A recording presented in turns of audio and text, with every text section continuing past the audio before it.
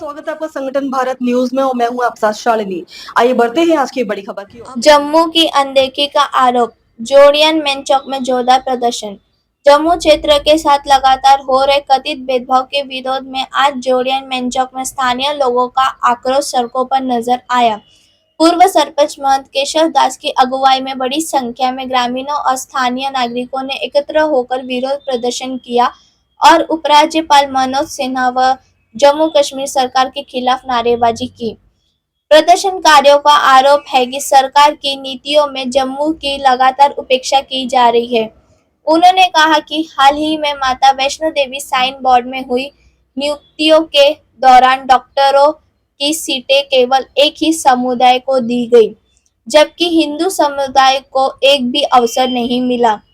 इसी तरह संतोष ट्रॉफी के लिए चयनित टीम ने भी जम्मू क्षेत्र के एक भी खिलाड़ी को शामिल नहीं किया गया और पूरे टीम कश्मीर से भेज दी गई। प्रदर्शन को संबोधित करते हुए पूर्व सरपंच महंत केशव दास ने कहा कि जम्मू के साथ लंबे समय से भेदभाव किया जा रहा है और सरकार इस मुद्दे पर आंखें मूंदे हुए है। उन्होंने चेतावनी दी कि यदि जल्दी ही इस भेदभाव को समाप्त नहीं किया गया तो आंदोलन को और तेज किया जाएगा।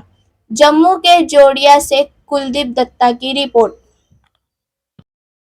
धन्यवाद जो इतना कीमती समय निकाल कर आज हमारे मध्य में आए हैं। आज जो श्राइन बोर्ड ने बहुत बड़ी धांधली की एनसी गवर्नमेंट के साथ मिलके, मैंने तो 20 साल पहले कहा था कि जो वहाँ पर कानून बनाए गए हैं बड़े गलत कानून बनाए गए हैं। और जब उसकी कमेटी बनाई गई 10 मेंबर की कमेटी, उस समय मैंने बोला था कि कमेटी मेंबर मुझे भी जहाँ पर माता वैष्णो श्राइन बोर्ड में लिया जाए, पर उन कुत्तों ने नहीं लिया। क्यों नहीं लिया?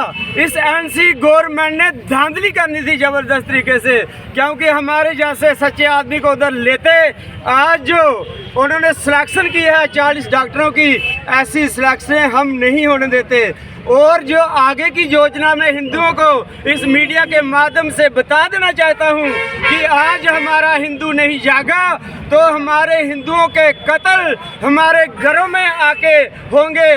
और हमारे घरों में आके जिस तरह पहले मुगल हमारी बहू बेटियों को हमारे घर से उठा के ले जाते थे, इसी तरह हमारी बहू बेटियों को घर से उठा के ले जाएंगे।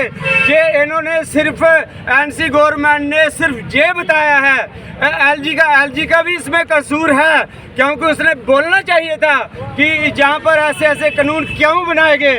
ये सारा जो एनसी गवर्नमेंट की करतूतें हैं, जो उन्होंने बड़े मिलजुल कर, हमारे कुछ हिंदू ऐसे शामिल थे उसमें। उस समय के जो हिंदू थे, चाहे वो डिप्टी सीएम थे उस समय के, चाहे उस समय के गवर्नर थे, उन्होंने उस समय ऐसे कानून पास कर दिए कि जो हमारे लिए बहुत ही हिंदुओं के लिए घातक थे।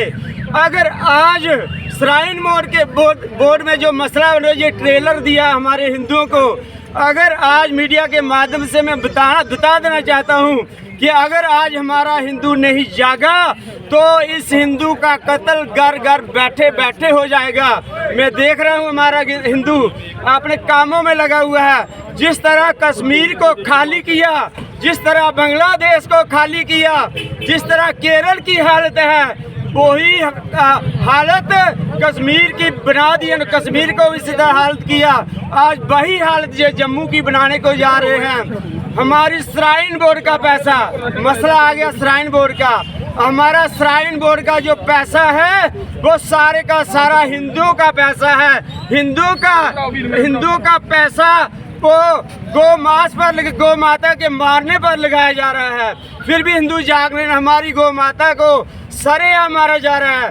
कभी भी मैंने मुख्यमंत्री को, जितने भी मंत्री हैं, किसी को मैंने बोलते हुए नहीं सुना कि हमारे श्राइन बोर्ड का पैसा हिंदुओं पर लगना चाहिए। पर हिंदू प्रदर्शन कर रहे हैं, ये श्राइन बोर्ड के खिलाफ प्रदर्शन हो रहा है। जो 20-25 बच्चे यहाँ पर एडमिशन हुआ मुस्लिम्स का, हम ये कहना चाहते हैं कि अगर मुस्लिम यूनिवर्सिटी में हिंदू लड़कों के एडमिशन नहीं होते हैं तो हमारे हिंदू श्राइन बोर्ड जो यहाँ पर हिंदुओं का पैसा लगता है, सब कुछ हिंदुओं का जाता है, वहाँ पर बाकी लोगों की एडमिशन क्यों होनी चाहिए। और आपने देखा जम्मू के साथ लगातार डिस्क्रिमिनेशन हो रही है। जैसे अभी देखा हमने स्पोर्ट्स में हमारे बच्चे गए हैं, 75 बच्चे जम्मू के जिनका ट्रायल हुआ था उनमें से कोई सिलेक्ट नहीं हुआ, और 24 बच्चे जो हैं वो सब श्रीनगर से चले गए हैं। तो हम लोग आपको ये एलजी प्रशासन को और गवर्नमेंट को ये बताना चाहते हैं, यहाँ पर हम प्रदर्शन कर रहे हैं कि ऐसा नहीं होना चाहिए। अगर ऐसा हुआ तो इससे भी ज़्यादा विशाल प्रोटेस्ट होगा, तो इसका खमियाजा आप लोगों को भुगतना पड़ेगा। खबरों में अब तक के लिए बस इतना ही। फिर होगी आपसे मुलाकात, तब तक के लिए नमस्कार और देखते रहिए संगठन भारत न्यूज। ऐसे ही लेटेस्ट अपडेट पाने के लिए हमारे चैनल को सब्सक्राइब करें और तुरंत नोटिफिकेशन पाने के लिए बेल आइकन दबाना ना भूलें। यदि आप हमें फेसबुक या इंस्टा के माध्यम से देख रहे हैं तो हमारे पेज को फॉलो जरूर करें। धन्यवाद।